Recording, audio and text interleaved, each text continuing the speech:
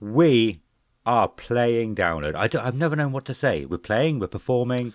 We are performing Performing. at Download. Yeah. When you say playing, it kind of sounds like we're going to be busting out some tunes, but we're not. Yeah. We will be performing at Download, not playing. Yeah. To be honest, I always thought I would get to Download with a band. Clearly, that hasn't happened. I haven't got anywhere close. But performing is performing, so it's pretty good. Yeah. Yeah. So we are going to be doing a live show of the podcast at Download Festival on the Courtyard stage. So yeah, some of you might have realised or wondered why the Courtyard stage is above the Dogtooth stage on our Patreon. This is why, basically. We're going to be on it. We've known since about November, and it's been a long old wait to be able to tell you. We do know we are going to be on the Thursday, and we're going to be second on.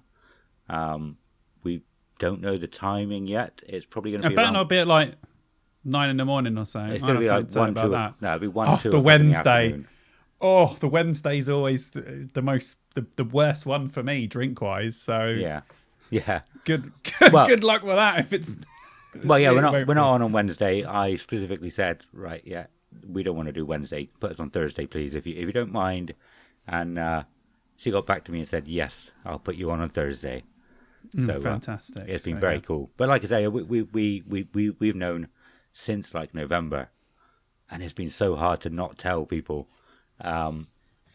Yeah, definitely. And we got asked on an Instagram message, and it was about a week before we spoke to Jenny and Danica on the podcast. So yeah. I didn't do anything for it. I didn't do anything. I just left it, and I thought, well, I'm going to ask them and say, look, is this person for real? Is this person just having us on, like saying you're playing Download? Sounded dodgy. Like we've had dodgy messages in the last couple of days, haven't we? Like, oh, we have. Promote your podcast on my thing. I know Apple things. What? Yeah. It did sound like spam. To be fair, when you first said it, and I'm sure when you first read it, you were like, "Seems a bit dodgy." Yeah. I mean, because the first thing she did must have been accidentally set up an appointment, and I was like, "What the fuck is this appointment?" And then a message came through like, "Would you like to perform on the Courtyard stage?" And so, yeah, like I said, it's been absolutely awesome.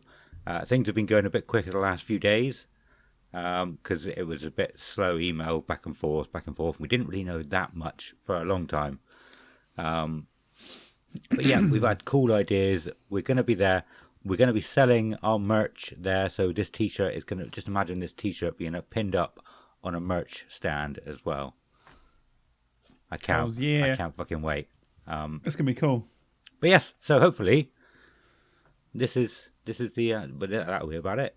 I think. Yeah, and we'll be filming it and hopefully getting some audio as well of it, because obviously it's on a very particular stage for very particular people, so not everyone will be able to come if you don't have tickets for RIP.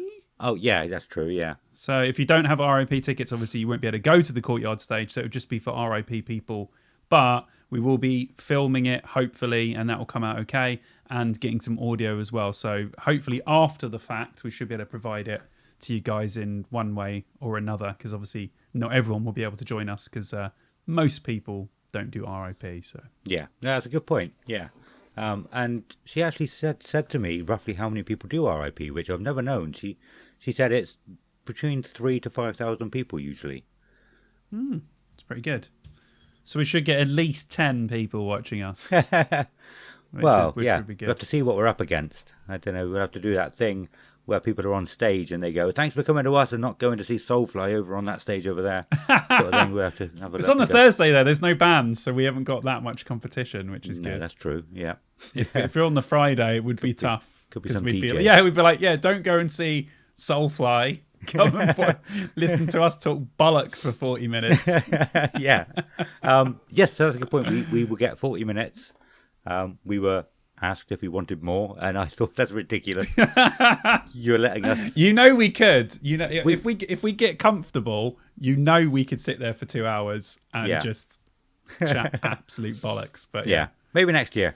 But I mean, because we've got here so quickly as well. It's it's crazy. We've been going for 3 years, and we are going to be at download, which is ridiculous. There have been times where I've thought I wanted to get there quicker, but I've got to sort of face reality.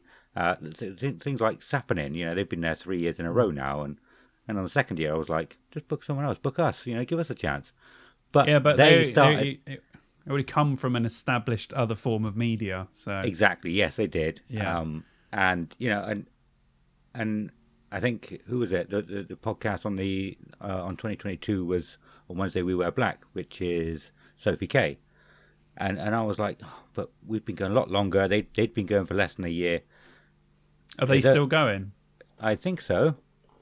But I was like, didn't you tell me that fact that like only like 10% of podcasts get past their first 5 episodes, or something like that? Yeah, it's like a really crazy statistic where people go, "Oh, I'm going to start a podcast," and they do like 2 or 3 episodes, and then they never do it again. Yeah. So it's probably more about persistence with us, definitely, than like what people say about like YouTube, people that got massive on YouTube. It's not because they had better content than anyone else. It's because they constantly put out content. Yeah. So maybe that's had a little something. I mean, obviously we're incredible as well, but I mean, yeah. But also we've been consistent with it. Yeah. Even when I can't do a day, you can't do a day. You've had trouble with the editing. We've had loads of stuff happen, or we have moved stuff around. We always manage to get it out to the people, which I think counts for a lot when people look down on us and go, bloody hell, done 70 episodes. They're not they're not one of these ones that are just going to come and no one's going to know who they are in 3 or 4 years or whatever. Yeah, that's a very good point, because we spoke last episode about the podcast that came into our Discord just to advertise their podcast, and they didn't last very much longer than that. Oh, did they not? I don't think so. Okay. I haven't seen them around for a long time, but I didn't really care, like I said. But what I was saying a minute ago was like, I was annoyed that, they were already famous, so they got put on a pedestal quicker. But I had to sort of realise they were at the bottom at one point, before the blackout.